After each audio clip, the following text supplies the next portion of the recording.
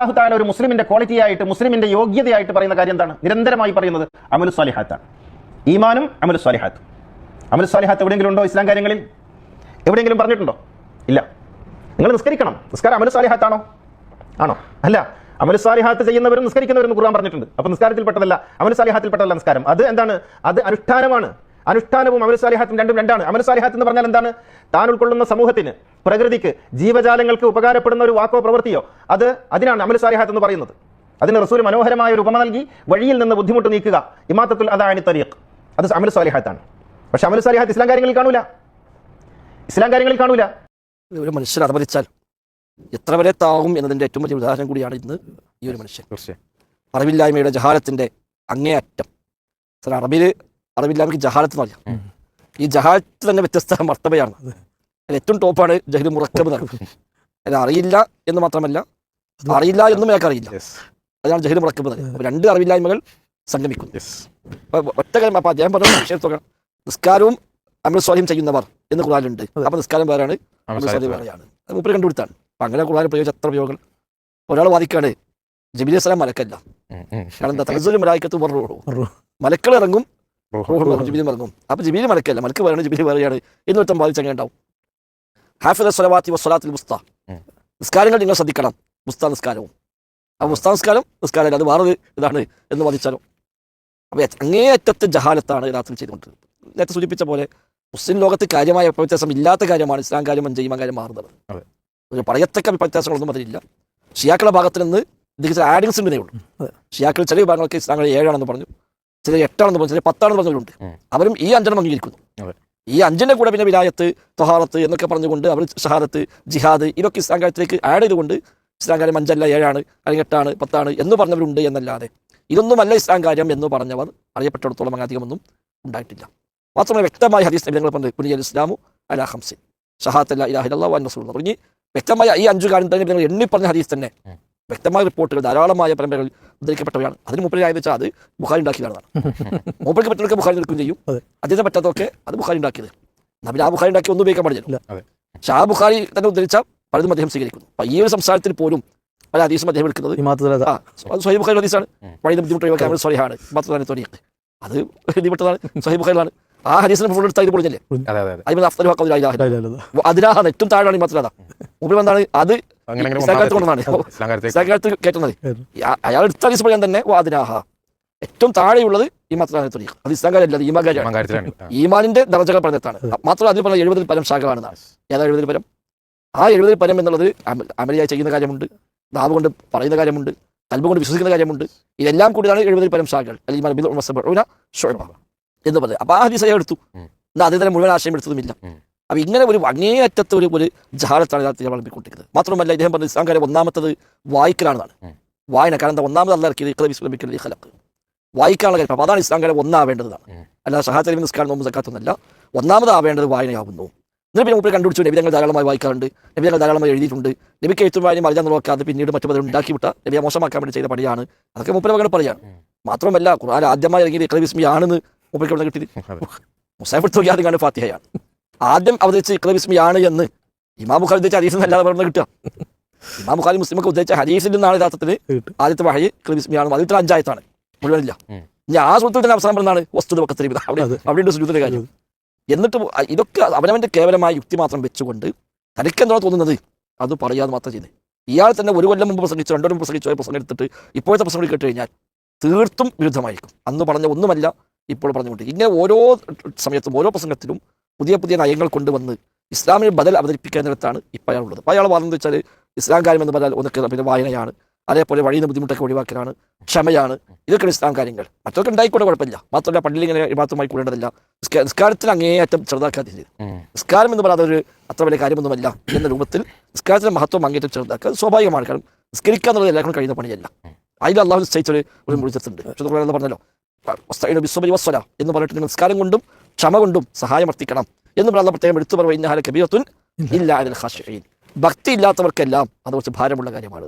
അപ്പോൾ നിസ്കാരം പൊതുവെ ഭാരമാണ് ഭക്തിയുള്ളവർക്ക് ഒഴികെ. തഖ്വയുള്ള ഭക്തിയുള്ളവർക്ക് നബി തങ്ങൾ പറഞ്ഞ നിസ്കാരത്തെ പറ്റുന്നതാണ് ഖുർറത്തു ഐൻ എന്നാണ്. അതിന്റെ കൺകുളിർമയാണെന്നാണ്. അരിഹ്നാണ് റാഹത്ത് നൽകുന്ന നിസ്കാരം കൊണ്ട് റാഹത്ത് നൽകുന്ന നബി തങ്ങൾ പറയാറുണ്ടായിരുന്നത്. നബികൾ ധാരാളം നിസ്കരിച്ചു. ഇതൊക്കെ ഞാൻ പരിഹസിക്കുന്നുണ്ട്.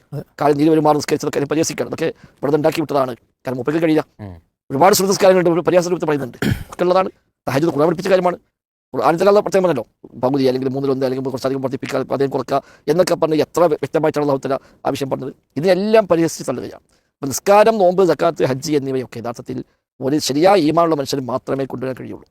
അല്ലാത്ത ചെയ്യാൻ കഴിയും. ഇസ്ലാം കാര്യത്തിൽ ഈ 4 കയറി എന്തുകൊണ്ടാണ്?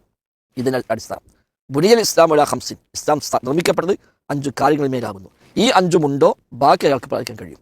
ഈ 5 പാലിക്കാൻ കഴിയാത്തവരെ സംബന്ധിച്ച് ഇസ്ലാമിലെ മറ്റുള്ളവർ ഒന്നും പാലിക്കാൻ കഴിയുകയില്ല. ഉമർ ഖത്താബ് തന്നെ പറയുമായിരുന്നു, നിസ്കാരത്തിന്റെ കാര്യം ശ്രദ്ധിക്കുക, അതൊരാൾ പാഴാക്കുന്നുവെങ്കിൽ ഫഹു അലിമാ സിവാഹ അളിയാൾ, അതല്ലാത്തത് ഏതായിരുന്നാലും പാഴാക്കുന്ന. നിസ്കാരം ഒരാൾ പാഴാക്കുന്നുണ്ടോ എങ്കിൽ ഇനി അയാളെ പറ്റി അറിയിക്കാനില്ല, അയാൾ ബാക്കിയെല്ലാം അയാൾ തീർച്ചയായും പാഴാക്കും എന്ന് പറയുമായിരുന്നു. അപ്പോൾ ഈ നിസ്കാരം തന്നെ ഏറ്റവും പ്രധാനം. അത് ഒരാൾക്ക് ലഘുവായി തോന്നുകയോ അതൊരു അത്ര പ്രധാനമല്ല തോന്നുകയോ ചെയ്യുന്നുവെങ്കിൽ അതിനർത്ഥം അയാൾക്ക് മറ്റുള്ളൊന്നും ചെയ്യാൻ കഴിയുന്നതാണ്. റമദാൻ മാസം നോമ്പെടുക്കാൻ കൃത്യമായി നിസ്കരിക്കാതെ കഴിയില്ല. സക്കാത്ത് കൃത്യമായി കണക്ക് നോക്കി കൊടുക്കാൻ നിസ്കാരമില്ലാത്തൊരു മനുഷ്യന് കഴിയില്ല. ഹജ്ജിന് പോകാൻ ഏതായാലും കഴിയില്ല. അപ്പോൾ ഈ മാസം തന്നെ പറയുന്നുണ്ട്, കഴിയുക ഒറ്റ പ്രാവശ്യം പോകാം, രണ്ടാമത് പോകാൻ ഇസ്രാഫാണെന്നാണ്, ദൂർത്താണെന്നാണ്. ഒറ്റ പ്രാവശ്യം പോകലെ ആകുള്ളതാണ്. ഇനി കുറച്ച് കാലം കഴിഞ്ഞാൽ പറയും അതും ഇല്ല എന്ന് പറയും. ചെറുകിട മൊഴിയൊക്കെ ആദ്യം ഹജ്ജ് അംഗീകരിച്ചു, പിന്നെ കുറച്ച് കഴിഞ്ഞപ്പോൾ അദ്ദേഹം പറഞ്ഞു ഹജ്ജില്ല, അത് നബിക്ക് മാത്രമാണ് എന്ന് പറഞ്ഞു. പിന്നെ വളരെ മോശമായി ഹജ്ജിനെക്കുറിച്ച് അങ്ങേയറ്റം പരിഹസിച്ചുകൊണ്ട് ചെറുകിട മൊഴി പുസ്തകം വരെ എഴുതുന്ന അവസ്ഥ ഉണ്ടായി. നിസ്കാരം അയാൾ പിന്നീട് പുസ്തകം എഴുതി അവസാനം ഖുർആൻ കൊണ്ട് നിസ്കാരം സ്ഥാപിക്കാൻ ഉക്കഴിഞ്ഞപ്പോൾ നിസ്കാരം ഇല്ലാതാകുന്ന രൂപത്തിലേക്കാണ് ആ പുസ്തകം ഉണ്ടായത്. അപ്പോൾ എന്ന് പറഞ്ഞതുപോലെ ഇങ്ങനെ സ്വന്തമായി തോന്നിയ ചില ആശയങ്ങളെ കൊണ്ടുവരികയും അത് എന്താണോ പുതുമ കൊണ്ടുവരാൻ പറ്റുക അതാണ് ഇപ്പോൾ ശ്രമിച്ചത്. അങ്ങനെ പൊളിച്ച് അവസാനം ഇപ്പോൾ ഈമാൻ ഇസ്ലാം വരെ പൊളിക്കുന്നതാണ് നമ്മളിപ്പോൾ കണ്ടുകൊണ്ടിരിക്കുന്നത്. അല്ലാഹു നമ്മെ എല്ലാം ഇത്തരം തെറ്റായ നയങ്ങളിൽ നിന്ന് കാത്തുരക്ഷിക്കുമാറാവട്ടെ. ആമീൻ. അപ്പോൾ വളരെ പ്രധാനപ്പെട്ട ദീനിൻ്റെ അസ്ലുകളിന്മേലാണ് ഇയാൾ കൈവച്ചുകൊണ്ടിരിക്കുന്നത്. ഇയാളുടെ വിവരക്കേടിൻ്റെ ആഴം തന്നെയാണ് ഇത്തരം ചെയ്തികളിൽ നിന്നും പറച്ചിലുകളിൽ നിന്നെല്ലാം നമുക്ക് ബോധ്യപ്പെട്ടുകൊണ്ടിരിക്കുന്നത്. നമ്മൾ മുമ്പേ ചില വിഷയങ്ങൾ എടുത്തപ്പോഴും ഷിയാക്കൾ എന്താണോ കൊണ്ടുവരാൻ ശ്രമിച്ചുകൊണ്ടിരുന്നത് അത് തന്നെ ഇയാൾ കോപ്പി പേസ്റ്റ് ചെയ്യുന്ന രൂപത്തിൽ നമ്മൾ പറയേണ്ടായിട്ടുണ്ട്. ഇയാളൊരു ഷിയ ഏജൻറ്റ് എന്നുള്ള രൂപത്തിൽ തന്നെയാണോ നമ്മൾ മനസ്സിലാക്കേണ്ടത് മുസസ്ലേ? ഇയാളെക്കുറിച്ച് പിന്നെ ഷിയ അല്ലെങ്കിൽ സൂഫി അല്ലെങ്കിൽ ബറേൽവി അല്ലെങ്കിൽ ഏതെങ്കിലും ഒരു പിഴച്ച വിഭാഗത്തിൻ്റെ ആൾ എന്ന് പറയുന്നതിനപ്പുറം അയാൾ വേറെന്തോ ആണ്, അത്രേ പറയാൻ പറ്റുള്ളൂ. ഇപ്പോൾ ഈ വിഷയത്തിൻ്റെ ഇതിൽ അർക്കാനുൽ ഇസ്ലാമിൽ ഏതെങ്കിലും ഒന്നിനെ തള്ളുന്ന നിഷേധിക്കുന്ന ഒരാളെ സംബന്ധിച്ചിടത്തോളം അഹ്ലുസുന്നയുടെ പണ്ഡിത ലോകം അയാൾ ദീനിൽ നിന്ന് പുറത്താണ്, മുർത്തദ് എന്നുള്ള വകുപ്പാണ് പണ്ഡിത ലോകം കൊടുത്തിട്ടുള്ളത്. അത് അയാൾക്ക് തിരിച്ചറിയാൻ കഴിയുമെങ്കിൽ അയാൾ തിരിച്ചറിയട്ടെ, അത്രേ നമുക്ക് പറയാനുള്ളൂ. ഇപ്പോൾ നേരത്തെ മൗലവിയുടെ ആ ജഹൽ മുറക്കബിൻ്റെ ഉദാഹരണം പറഞ്ഞല്ലോ, അതിലേക്ക് ചേർത്തി പറയാനുള്ള എന്താ വെച്ചാൽ ഒരു മരത്തിൻ്റെ അടിവേര് ചീഞ്ഞാൽ പിന്നെ സ്വാഭാവികമായിട്ട് സംഭവിക്കുക ആ മരം പെട്ടെന്ന് പൂത പിടിച്ച് നിലം പൊത്തുന്ന രീതിയാക്കണം. അതാണ് ഇയാളെ വിഷയത്തിൽ നമുക്ക് ഇയാളെ കേൾക്കുന്ന അല്ലെങ്കിൽ ഇയാളെന്തോ ഒരു സംഗതി വലിയൊരു സംഭവം പറയുന്നു എന്ന് വിചാരിക്കുന്ന ആളുകളോട് നമുക്ക് പറയാനുള്ള അതാണ്, ഇത് നിലം പൂത പിടിച്ച് നിലം പതിക്കാനുള്ള ഒരു ആശയമാണ് എന്നേ പറയാനുള്ളൂ. ഇനി ഇപ്പോൾ ഇയാൾ ഇസ്ലാം കാര്യങ്ങളെയാണ് ഇവിടെ കശക്കുന്നത്. ശരിക്ക് പിന്നെ ഇസ്ലാം കാര്യങ്ങളെ അവഗണിച്ചിട്ട് ഈമാൻ കാര്യങ്ങളെ ഞാൻ പരിഗണിക്കുന്നു എന്നിങ്ങനെ കടഞ്ഞ് ഇടങ്ങേറെ അയാൾ അങ്ങനെ ആക്കാൻ ശ്രമിക്കുക. ഞാൻ ഈമാൻ കാര്യങ്ങൾ ആളാണെന്ന് വരുത്താൻ വേണ്ടി ഇയാൾ ഇങ്ങനെ ശ്രമിക്കുകയാണ്. യഥാർത്ഥത്തിൽ ഇയാൾ എന്തൊരാശയമാണോ സ്ഥാപിക്കാൻ നോക്കുന്നത് അത് തന്നെ ഇയാൾക്കുള്ള മറുപടിയാണ്. കാരണം അർക്കാനുൽ ഇസ്ലാമിൽ ഒന്നാമത്തേത് അഷ്ഹദു അല്ലാ ഇലാഹ ഇല്ലല്ലാഹ് വ അഷ്ഹദു അന്ന മുഹമ്മദ് റസൂലുള്ളാഹി സ്വല്ലല്ലാഹു അലൈഹി വസല്ലം. എന്താ അതിൻ്റെ അർത്ഥം? അള്ളാഹുവിലുള്ള ഈമാനെയാണല്ലോ അവിടെ സാക്ഷ്യപ്പെടുത്തുന്നത്, അല്ലേ? ഈമാൻ അള്ളാഹുവിൽ. അതേപോലെ തന്നെ റസൂലുള്ളാഹി സ്വല്ലല്ലാഹു അലൈഹി വസല്ലമയെ സത്യപ്പെടുത്തുകയാണ്. അവിടുന്ന് കൊണ്ടുവന്ന റിസാലത്ത് സത്യമാണ്, അതിൽ കളവില്ല, അത് വ്യാജമല്ല, പൊള്ളയല്ല എന്ന ഷഹാദത്താണല്ലോ അർക്കാനുൽ ഇസ്ലാമിൽ ഒന്നാമത്തത്. അപ്പം അങ്ങനെ വരുമ്പോൾ ഇയാൾ പ്രസംഗത്തിൽ പറയുന്നുണ്ട് ഇല്ലല്ലദീന ആമനു വ അമിലു സ്വാലിഹാത്ത്.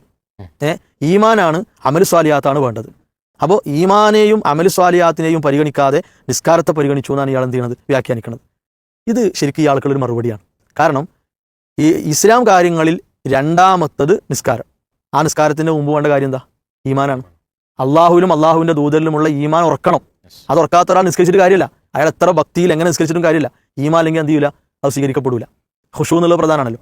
അപ്പോൾ ഈ ആയത്ത് പ്രകാരം ഇല്ലല്ലദീന ആമനു, ഈമാനുള്ളവർ ഒഴികെ, അള്ളാഹുവിലും അള്ളാഹുവിൻ്റെ ദൂതരിലുമുള്ള ഈമാനാണ്.